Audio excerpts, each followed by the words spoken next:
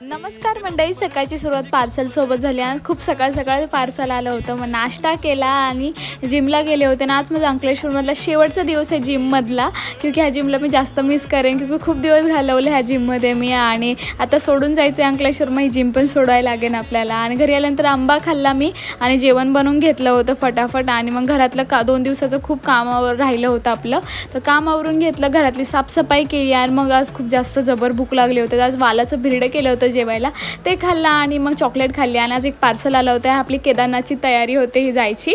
तर बॅग आली होते आणि मस्त बॅग आली होती. नंतर पार्लरचं काम केलं, दिवाबत्ती केली आणि रात्रीच्या वेळी आम्ही गेलो होतो बाहेर. नवरोबाच्या मित्राने आम्हाला बोलवलं होतं घरी जेवायला.